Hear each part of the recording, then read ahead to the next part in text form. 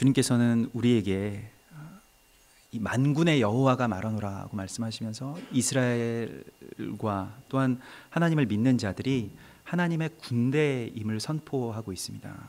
그냥 어떤 연약한 가운데 자신의 삶에 얽매여서 살아가는 자들이 아니라 하나님의 나라를 다시 정복하고 다시 빼앗긴 나라를 되찾아오는 그런 군대로서의 백성들의 정체성을 주님께서 말씀하시면서, 그러므로 이제 만군의 여호와가 이같이 말하노라, 5절에 너희는 너희 행위를 살필지니라 이렇게 말씀하고 있습니다.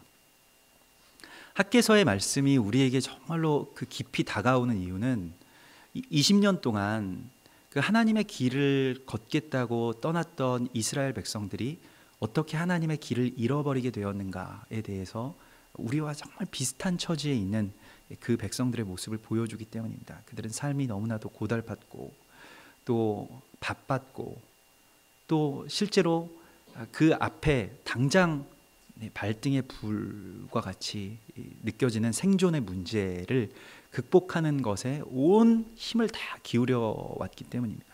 사람이 너무 그 고난을 많이 겪고 고생을 하게 되면 지금 어떤 질병이 있거나 또 어떤 문제가 있거나 또 어떤 그 삶에서 아주 그 눌림이 있을 때 하나님의 나라를 위해서 살아가야 됩니다라고 그렇게 말하는 것이 되게 공허하게 느껴지죠. 그리고 그것을 위해서 살아가기가 참 어렵습니다. 실제로 많은 성도들 가운데서 그 삶의 문제에 얽매이게 되어버리고 또 그것들이 더 이상 풀릴 수 없을 정도로 그렇게 나아가 버리게 되면 무슨 하나님의 나라, 뭐 이스라엘의 회복, 예수의 다시 오심, 그것이 다 뒷전으로 그냥 밀려나게 되는 것이죠. 그래서 잠언에서도 그렇게 기도하라고 하였습니다. 우리가 가난하게도 마옵시고 부하게도 마옵소서라고 기도하라고 하였는데, 너무너무 고생스러운 삶 가운데서는 오히려 하나님의 나라를 찾기가 어려운 것이죠. 그러나 그것보다 더 어려운 것은 부자일 때, 아무런 걱정이 없을 때, 아무런 근심이 없을 때 오히려 하나님에 대해서 더 찾기가 어렵다고 성경은 말씀하고 있습니다. 그래서 지금 이러한 문제 가운데서 이제 더 이상 헤어나오지 못하고 계속 어떤 악순환들이 벌어지기 시작했는데, 이스라엘 백성들이 20년 동안 이 하나님을 위해서 떠난 여정에서 무엇인가 어느 잘못된 길로 접어들었다는 것입니다. 그래서 너희는 너희의 행위를 살필지니라 이렇게 말씀하고 있습니다. 그래서 이 6절에 너희가 많이 뿌릴지라도 수확이 적으면 먹을지라도 배부르지 못하고 마실지라도 흡족하지 못하고 입어도 따뜻하지 않고 일꾼이 삭슬 받아도 그것을 구멍 뚫어진 전대에 넣음이 되느니라. 아무리 채워도 채워지지 않는 삶에 대해서 주님께서 말씀하시는데, 이 이유가 무엇이냐면 이것은 그 무익 저주라는 신학적인 용어가 있습니다. 그러니까 이 계약을 할 때 고대에서 뭐 하나님과 우리가 언약을 맺거나 사람들끼리의 어떤 계약을 할 때 무익 저주의 계약을 맺는 경우가 있는데요. 신명기서 28장 38절에 보면 내가 많은 종자를 들에 뿌릴지라도 메뚜기가 먹음으로 거둘 것이 적을 것이라. 하나님의 말씀을 지키지 않을 경우에, 그래서 내가 포도원을 심고 가꿀지라도 벌레가 먹음으로 포도를 따지 못하고 포도주를 마시지 못할 것이라. 그래서 내가 내 하나님 여호와의 말씀을 청종하지 아니하고 내게 명령하신 그의 명령과 규례를 지키지 아니하므로 이 모든 저주가 내게 와서 너를 따르고 내게 이르러 마침내 너를 멸하리니 이 모든 저주가 너와 내 자손에게 영원히 있어서 표징과 훈계가 되리라. 이 무익 저주가 이미 이스라엘 백성들에게는 언약으로 체결된 것입니다. 아무리 열심히 일을 해도 채워지지가 않아요. 그러니까 이것만 잘 해결되면 내가 이번에 이 사업이나 또 이번에 이 가정의 문제나 이번에 이러한 것들만 잘 되면 하나님의 일을 하겠다라고 순서가 바뀌게 되면 절대로 이것이 그 반대의 순서로는 일어나지 않는다는 것입니다. 이 무익 저주라는 것은 우리가 하나님의 말씀과 율례와 그 규례, 그리고 하나님을 예배하는 삶 가운데로 돌아가지 않으면 이 모든 것들은 계속해서 밑빠진 독에 물 붓기와 같은 삶이 되어버린다는 것입니다. 예수님을 만났던 사마리아 여인과 같이 그렇게 되어버리는 것이죠. 그래서 아무리 내가 마셔도 다시 목마르고 채워도 다시 목마르고, 남편이 5이나 있었던 여자라고 거기에서는 기록하고 있는데, 그것은 이스라엘 민족의 어떤 역사를 또한 그렇게 예표하고 있죠. 그 5번의 그 제국에 의해서 속국이 되었던 이스라엘이라고 하는 나라에 대한 그러한 예표로 5명의 남편이 있었던 그 여인. 그래서 아무도 자신에게 어떠한 만족을 주지 못하고 채우고 채웠는데, 열심히 살지 않은 것도 아닌데, 그리고 모든 것을 최선을 다해서 살았는데도 결과가 나타나지 않는 그러한 삶, 그것이 바로 무익 저주이고, 이것은 신명기서에서 우리가 주님과 맺은 언약, 말씀을 또 규례를 따르는 삶을 살지 않았을 때에 일어나는 일들의 아주 대표적인 일입니다. 바쁘게는 살아가는데, 현대인들의 어떤 병폐죠. 우리나라가 여기에 아주 대표적인 어떤 그런 국가라고 할 수 있겠는데요. 세계에서 가장 바쁘고 또 뭐 가장 일을 많이 하는, 주당 그 노동 시간이 가장 많은 나라에서 우리가 살고 있음에도 행복 지수나 또 생산성은 굉장히 떨어지게 되죠. 계속 열심히 뭔가를 일을 하는데 열매를 맺지 못하는 그러한 삶 가운데서 살아가고 있습니다. 이러한 저주에 대하여서 이 신명기서의 이 무익 저주에 대해서 이 마지막 때의 계시록 9장에 보면 이 황충이 나온다고, 계시록 9장 3절에 보면 황충이 연기 가운데로부터 땅 위에 나오매 그들이 땅에 있는 전갈의 권세와 같은 권세를 받았더라. 이 황충은 이제 메뚜기 떼를 말하는 것인데요. 이 신명기의 그 28장 38절에 나온 그 메뚜기 떼가 먹음으로 너희가 거둘 것이 거의 적을 것이다. 최근에 이스라엘의 엄청난 메뚜기 떼가 그 이스라엘 땅에 들이닥쳐서 많은 것들을 다 황폐하게 하였다고 하는데, 마치 계시록의 이 예언과 같이 그 계시록 9장 4절에서는 그들에게 이르시되 땅에 풀이나 푸른 것이나 각종 수목은 해하지 말고 오직 이마에 하나님의 인침을 받지 아니한 사람들만 해하라. 이 마지막 때의 황충들은 이마에 하나님의 인을 받지 아니한 사람, 뭐 이 인을 받는다는 것에 대해서 여러 가지 음란한 해석들이 있습니다만은, 그 인을 받는다고 하는 것은 이 테필린이라고 하여서 신명기서 이 6장에 나온 그 쉐마의 말씀을 말씀하고 있는 것입니다. 즉 마음을 다하고 성품을 다하고 힘을 다하여 주 너의 하나님을 사랑하라. 이것이 첫째 되는 계명이라고 하는 그 테필린의 말씀을 이 이마에다가 이렇게 감게 되죠. 인으로 이렇게 인쳤다라고 하는데, 그것이 이 이스라엘 백성들도 하나님의 백성들에게는 표징과, 그러니까 하나님을 사랑하지 않는 자들, 하나님을 최우선으로 하지 않는 자들, 그 이마에 그것이 없는 자들에게는 이 저주가 있겠다고 하는데요. 황충의 저주가 있는 것입니다. 그래서 그들에게 왕이 있으니 무적행의 사자라. 히브리어로는 그 이름이 아바돈이요 헬라어로는 그 이름이 아볼루온이더라. 사단의 지휘를 받는 자들인데요. 사람을 계속해서 바쁘게 하고 또 여러 가지 일들을 하게 하지만은, 그러나 열매 맺지 못하는 삶으로 그렇게 이끄는 것이 또한 이 황충의 일입니다. 그래서 주님께서는 오늘 이 7절에 만군의 여호와가 말하노니 너희는 자기의 행위를 살필지니라, 다시 한번 말씀하십니다. 여기서 자기의 행위를 살필지니라 할 때에 이 행위라고 번역된 말씀은 이 데레크라고 하여서 길을 말합니다. 길. 너희가 지금 어느 길로 걷고 있는지를 다시 한번 살피라는 것입니다. 그 성경에서 관용적으로 쓰이는 표현이 있는데, 그의 길을 걷다, 율법의 길을 걷다, 토라의 길을 걷다라는 것입니다. 말씀과 율례를 지키는 것을 제대로 된 길을 걷는다라고 표현합니다. 우리가 아무리 열심히 걷고 뭐 다른 박질을 하고 하더라도 잘못된 길을 계속 걷고 있으면 하나님으로부터 더 멀어지기만 할 뿐입니다. 그 길에서 계속해서 열심히 사는 만큼 더 멀어지는 것이죠. 열심히 살면 우리는 항상 뭐 열심히 내가 내 위치에서 열심히 하면 언젠가 하나님 만나게 된다라고 생각하는데, 그것은 완전한 착각입니다. 영적으로도 마찬가지고요. 우리가 얼마나 한국 교회의 성도들이나 목회자들이 얼마나 열심히 하나님의 일을 합니까? 정말 열심히 하죠. 너무 많은 특별히 목회자들 같은 경우에는 너무 많은 업무들이 있어요.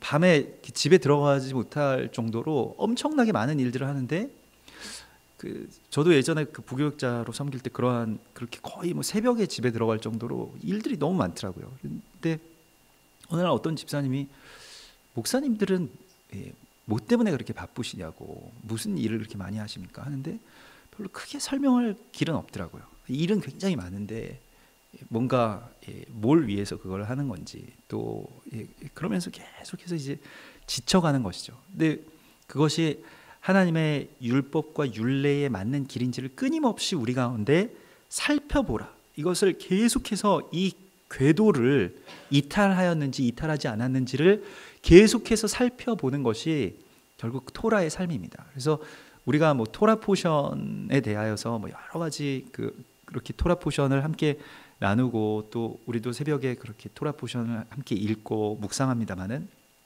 그것이 내가 지금 이 길에서 벗어나지 않았는지, 이 길에서 이 곁길로 가고 있지 않은지, 하나님의 길로 가고 있는지, 아니면 그냥 우리의 본성이 원하는, 또 세상이 원하는 그 세상의 길, 그것은 넓은 길이지만 누구나 빠질 수 있는 함정과도 같은 그 길을 가지 않는지를 끊임없이 우리가 살펴보아야 한다는 것입니다.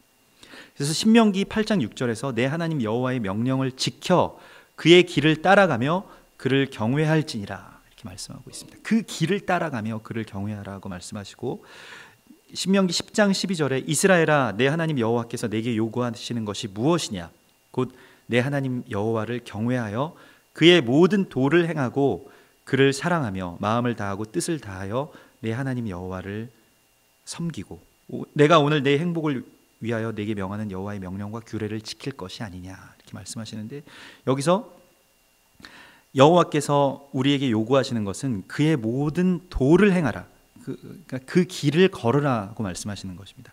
예레크 데라크라고 하여서 이 데레크는 이 길을 말하는 것이고, 이제 예라크는 살피라는 것이죠. 길을 계속해서 이 길이 맞는지 안 맞는지.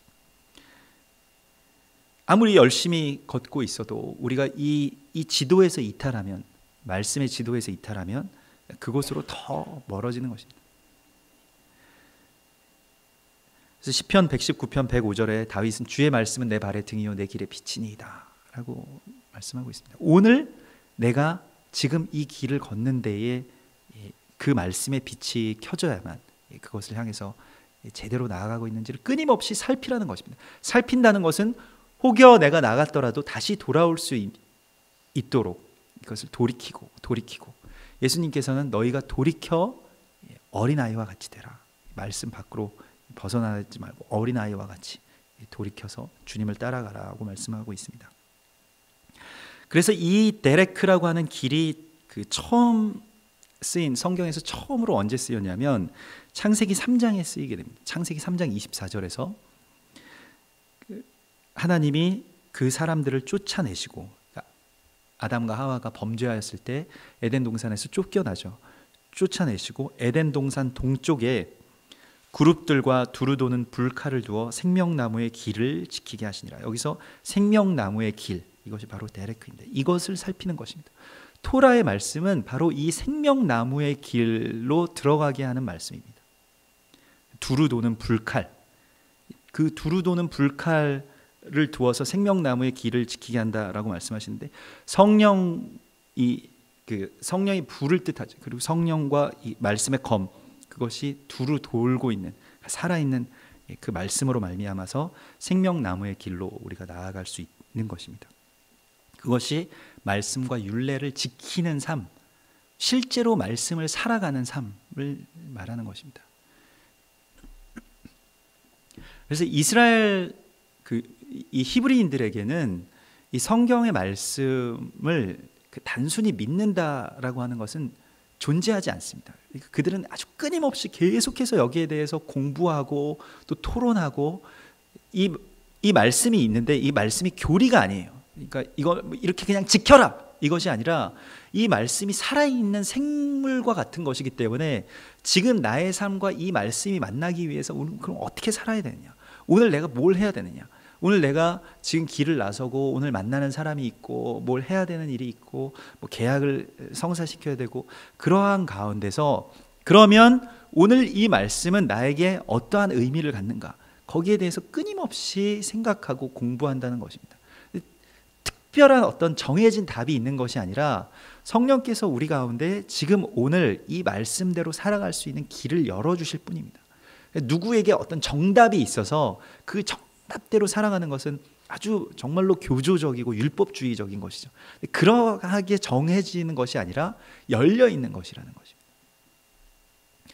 성령님과 함께 말씀의 등불을 켜고 이 길을 걷는다는 아주 역동적인 의미를 가지고 있어요. 이것이 우리가 공부하다 정도로밖에 생각을 번역을 할 수가 없겠지만은, 그러나 이것을 계속 이 말씀과 나의 삶과 또 우리 가정과 그 주변의 동역자들과 함께 이걸 계속 끊임없이 말 그대로 토론하는 것이죠.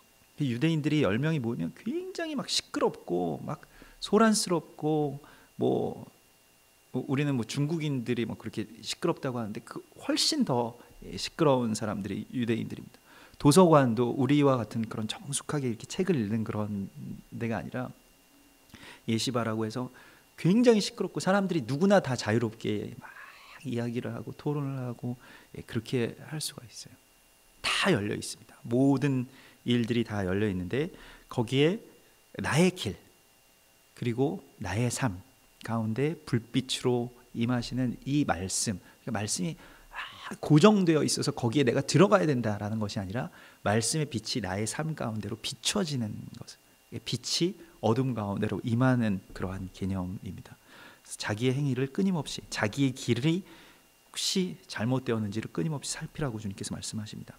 그리고 오늘 8절에 너희는 산에 올라가서 나무를 가져다가 성전을 건축하라고 말씀하십니다. 이제 주님께서는 본론을 말씀하시죠. 우리가 아무리 채워도 채워지지 않는 삶의 해답은 무엇이냐면 산에 올라가서 나무를 가져다가 성전을 건축하는 것이라고 말씀하십니다. 다시 산으로 올라가는 그 믿음을 우리 가운데 주님께서 그렇게 말씀하시는 것이죠. 창세기 22장 14절에 아브라함이 그 땅 이름을 여호와 이레라 하였으므로 오늘까지 사람들이 이르기를 여호와의 산에서 준비되리라 하더라. 여호와의 산으로 올라가는 것, 이 산이라고 하는 것은 이 세상과 또한 하나님의 나라의 어떤 중간적인 단계라고 할 수 있겠습니다. 이 세상에 완전히 속하지도 않았고 또 하나님의 나라도 아닌, 그래서 이 세상에서 한 발 물러서서 또 하나님의 나라로 조금 더 가까이 나아가서 그 나무를 가져다가 내려오라고 말씀하시는데요. 여호와의 산에서 준비되리라 할 때 그 여호와 이레 그 하나님을 만난 것은 아브라함이 100세에 얻은 자신의 아들을 제단에 바칠 때였죠. 그 아들을 얻은 것으로 아브라함의 인생과 삶은 그냥 그 가운데서 묻혀질 뻔하였던 삶의 목적들을 다시 주님께서 끄집어내십니다.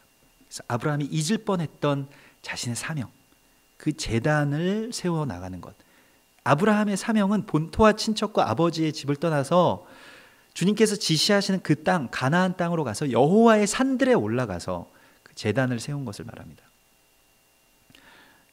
그래서 우리도 이스라엘의 산들이라는 그런 책이 있는데요. 아브라함이 그 이스라엘에 들어가서 그 여정 가운데서 그 산에 올라가서 그 제단을 쌓은 그 각 지점들에 대한 그러한 새로운 어떤 통찰들을 우리 가운데 보여주고 있죠. 결국 아브라함에게 주님께서 주시는 것은 이 땅에서 하나님의 나라의 그 거룩한 그 제단을 쌓아 올리라는 것입니다. 그것을 건축하라는 것이죠.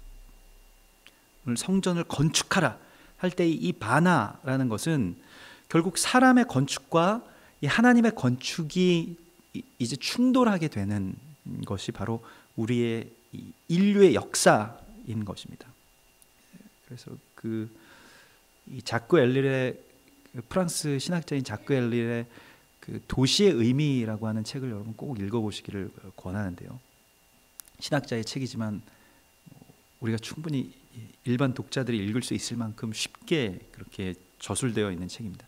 그러니까 사람이 어떻게 그 악하게 빠짐으로써 도시를 건축하게 되었는지, 바벨탑이나 다른 도시들을 건축하게 되었는지, 또 하나님의 도시는, 그러면 하나님의 영원한 도성은 어떻게 건축되어 나가는 것인지, 그 건축의 싸움이라는 것입니다.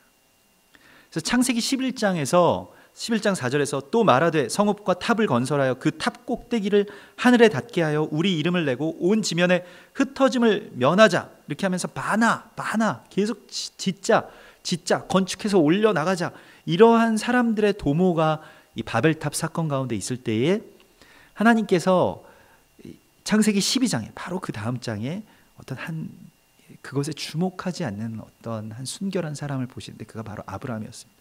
그래서 너는 거기서 베델 동쪽 산으로 그 본토 친척 아버지 집을 떠나서 그가 가서 12장 8절에 보면 거기서 베델 동쪽 산으로 옮겨 장막을 치니, 여기서 장막을 치니가 장막을 건축하니라는 것입니다. 그리고 서쪽은 베델이요 동쪽은 아이라, 그가 그곳에서 여호와께 제단을 쌓고, 그는 아주 볼품없는 돌멩이로 쌓아 올린 제단이었지만 여기서 그가 바로 바나, 곧 이 엄청난 세상의 그 바벨탑의 그 바나를 대항할 그 놀라운 바나, 그 제단을 쌓는 것으로 하나님께서는 이 인류의 역사를 뒤바꾸실 프로젝트를 가동시키신 것입니다. 그것이 아브라함이고, 이제 그가 온 믿음의 조상, 믿는 자들의 조상이 된 바로 아브라함이죠. 그는 바로 제단을 건축하는 사람이었습니다. 그래서 우리는 제단을 건축하는 자로서 이 땅 가운데 있는 것이죠. 그 사명을 우리가 가지고 있는 것입니다. 제단을 다시, 무너진 제단을 수축하는 것에 있다는 것이죠. 오늘 주님께서는 산에 올라가서 나무를 가져다가 성전을 건축하라고 말씀하십니다. 마태복음 16장 24절에서 이에 예수께서 제자들에게 이르시되 누구든지 나를 따라오려거든 자기를 부인하고 자기 십자가를 지고 나를 따를 것이니라, 주께서 말씀하시죠. 오늘 학계 선지자를 통해서 우리에게 산에 올라가서 나무를 가지라고 말씀하시는 것, 이스라엘 백성들에게 그 산은 어느 산이었을까요? 감람산이었을 것입니다. 예루살렘 성의 건너편에 있는 나무가 빽빽하게 우거진 그 감람산, 그곳에 올라가서 나무를 가지고 내려오라고 말씀하시는 것이죠. 삶에서 떠나서, 나의 삶의 매임에서 떠나서 그 산으로 올라가라고 말씀하십니다. 그 언덕 위로 올라가라고 말씀하십니다. 그 감람산은 예수 그리스도께서 십자가를 지신 바로 그곳입니다. 바로 지금 이 시간 예수 그리스도께서는 십자가에 그렇게 달리셨죠. 6월절 그 밤에 만찬을 하시고, 그 6월절 낮에, 그 다음날 낮에 십자가를 지신 것입니다. 그래서 흔히 교회에서 성금요일로 지키고 있는 날은 바로 오늘입니다.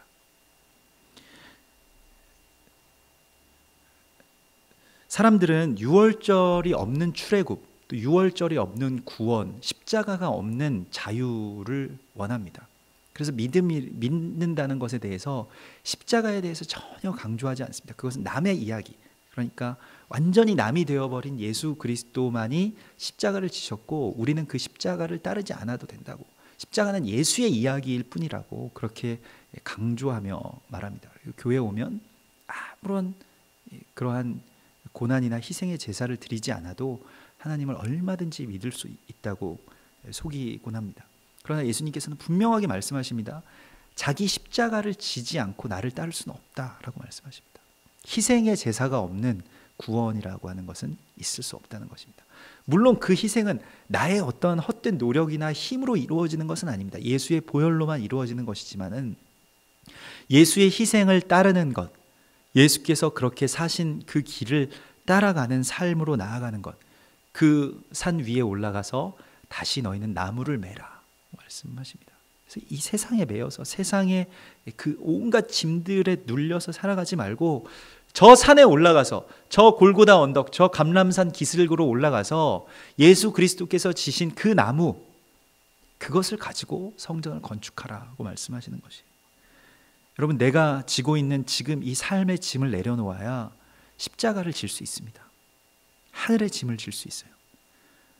마태복음 11장 28절에서 수고하고 무거운 짐진 자들아 다 내게로 오라, 내가 너희를 쉬게 하리라 하실 때의 그 쉼은 모든 짐을 내려놓기만 하는 것이 아닙니다. 우리가 내려놓음에 대해서는 많이 강조하지만은 그 말씀의 끝은 나는 마음이 온유하고 겸손하니 나의 멍에를 메고 내게 배우라. 그리하면 너희 마음이 쉼을 얻으리라. 이는 내 멍에는 쉽고 내 짐은 가벼움이라 하시니라. 주님의 멍에와 주님의 짐을 지는 것으로 이것이 완성되는 것이지 그냥 모든 것을 다 내려놓고 그렇게 편하게 아무 부담 없이 사는 것을 말씀하고 있지 않습니다. 예수의 길을 따른다는 것은 내 짐을 내려놓기만 하는 것이 아니라 그의 짐과 멍에를 메는 것을 말하는 것입니다. 하나님의 나라를 위해서 그의 성전을, 그 새 예루살렘을 건축하기 위해서 지금 나의 나무를, 그 고난의 나무, 그 십자가의 나무를 매라고 말씀하시는 것이에요. 희생이 없이는 그러한 일들이 일어나지 않습니다.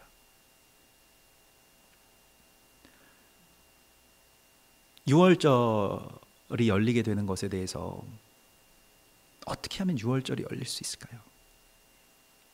유월절에 대해서 많이 공부하면 열릴 수 있을까요? 그렇지 않습니다. 십자가를 지는 희생, 또 그것에 대해서 기꺼이 내가 나의 뜻이 아닌 하나님의 뜻이라면 내가 이것을 받아들이겠습니다라고 하는 결단이 없이는 결코 유월절의 문 열리지 않습니다.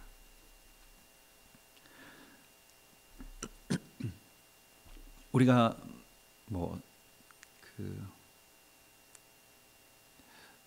성도들과 함께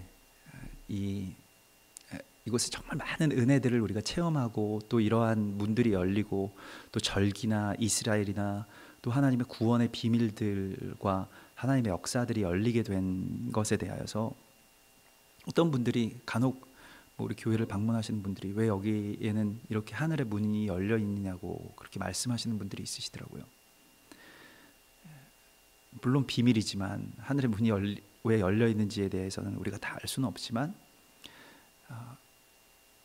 성도들과 함께 저희 그 가정교회 모임에서 다들 어려운 형편들에 있으신 분들이었는데 다들 그 자신들이 가지고 있는 어쩌면 다 전 재산이었을 것입니다. 저희도 마찬가지고 그 교회의 전 재산을 다 내놓고 이번에 6월절에는 이스라엘에 가야 된다라고 하는 하나님의 음성에 순종했을 때 왜 6월절이 뭔지도 저희도 몰랐어요. 그리고 6월절의 의미가 대략적으로 예수 그리스도께서 죽으신 것에 대해서는 알았지만은 그것에 대해서 열리거나 이스라엘이 회복되어야 된다는 사명에 대해서도 아주 그렇게 명확하게 뭔가를 알고 많은 정보들을 가지고 있지 않았습니다. 그저 그 말씀 가운데 그냥 우리가 순종해서 그래서 그 탈북하신 목사님들 또 일본의 사역자들의 비용까지 다 저희가 큰 교회가 아니라 그냥 가정교회의 성도들이 다 그것을 모아서 함께 섬기면서 그곳에 가서 연합하여서 예배하는 것을 그 6월절 기간 가운데 이것이 작년의 6월절 기간이죠. 그렇게 그곳에서 정말로 우리가 부르짖으면서 기도하고 또 예배하는 것에 대해서 그 제단에 올라가서 그렇게 예배를 드렸습니다. 그것이 우리의 공로가 아니라 하나님께서 우리에게 열어주신 길이었다는 것을 그렇게 고백하는 것이죠. 그리고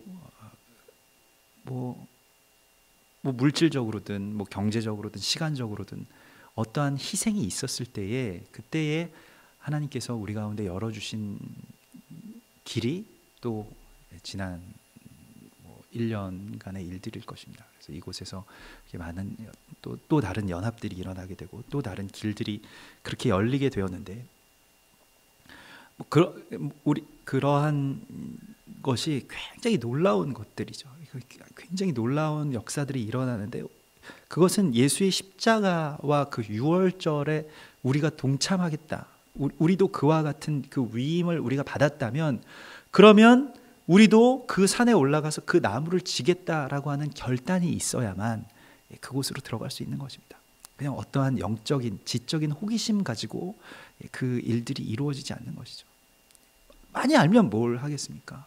그 길을 지금 실제로 걷고 있느냐 걷지 않느냐 하는 것에 대해서 주님께서는 끊임없이 살피라고 말씀하시는 것입니다. 그래서 우리가 오늘 이 6월절에 주님의 멍에를 메고 주님의 짐을 짊어지는 것에 대한 결단이 우리 가운데에도 있기를 주님께서 원하시는 것입니다. 십자가는 예수 그리스도만의 것이 아닙니다. 분명히 예수님께서는 너희도 자기의 십자가를 지라고 말씀하셨습니다. 그런데 그 십자가는 물론 우리의 희생이고 부담이고 어려움이지만 그거는 져본 사람만이 그 승리의 그 맛을 아는 것이죠. 그게 얼마나 좋은 것인지. 나의 생명을 조금도 귀한 것으로 여기지 아니하노라고 그렇게 선포했던 바울처럼 그 십자가를 지고 가는 삶이 얼마나 자유한 것인지, 이 세상에서 아무리 채우려고, 아무리 이 세상에서 뭐 열심히 일을 해서 뭐 해외 여행을 다니고 뭐를 하고 뭐 투자를 하고 뭐 주식을 하고 뭘 한다고 하더라도 거기에서 채워지지 않는 것들이 하나님에 대해서 우리가 정말로 희생하고 그 십자가를 지는, 그 산에 올라가서 나무를 지는 것을 통하여서 엄청난 일들이 열린다면요, 그러면 정말 해볼 만하지 않겠습니까? 그것을 지는 것을 통해서 우리가 이 세상에 정말 헛되고 공허한 삶, 정말로 참을 수 없는 어떤 존재의 가벼움이, 내가 이 세상에 왜 태어났군, 내가 왜 이 세상에서 살아가는구나 하는 엄청난 영화로움으로 바뀐다는 것입니다. 오늘 말씀에서도 내가 그것으로 말미암아 기뻐하고 또 영광을 얻으리라 주님께서 말씀하십니다. 분명히 우리가 지고 내려온 그 나무로 말미암아서 주님은 기뻐하고 영광을 얻으리라. 여기서 영광을 얻으리라는 영화롭게 하리라고 하는 말씀인데요, 이 영화롭게 하리라고 하는 이 히브리어는 내가 여기서 카바드, 내가 너희를 카바드 하겠다라는 것인데 무겁게 되게 하겠다라는 것입니다. 우리의 정말로 말 그대로 참을 수 없는 그 존재의 가벼움들을 무겁게, 너희가 이 세상에서 왜 살아가는지, 아무리 일을 해도 아무리 노력을 해도 나는 왜 사는지, 내가 그냥 이렇게 살다가 죽는 것이 나의 삶인지에 대해서 공허한 나의 삶이 실제로 그런 삶이 아니라 정말로 영화로운 그리스도 예수의 길을 따르는, 이 땅 가운데서 엄청난 사명을 가지고 이 땅의 길을 걷고 있는 하루하루가 정말로 하나님의 나라를 위한 엄청난 그 영광된 길임을 주님께서 열어주신 것입니다. 십자가에서 주님께서 다 이루셨다라고, 다 이루었다라고 말씀하시는 그 십자가의 승리가, 우리가 그 십자가, 그 산에서 그 나무를 짐으로써 이제 우리 가운데로 임하시게 되는 것입니다. 이 거룩한 십자가의 날에, 이 6월절의 날에 우리가 서 있습니다. 그리고 여호와의 산에서 예비된 것을 우리가 그 나무를 질 때에, 그 나무를 지고 묵묵하게 올라가는 이삭처럼, 그리고 아브라함처럼 그렇게 주님의 산으로 올라가서 여호와께서 준비하신 그 카바드, 그 놀라운, 그 무거운 그 사명을 우리가 받아들게 되는 거룩한 여호와의 유월절이 될 것을 믿습니다. 같이 기도하겠습니다.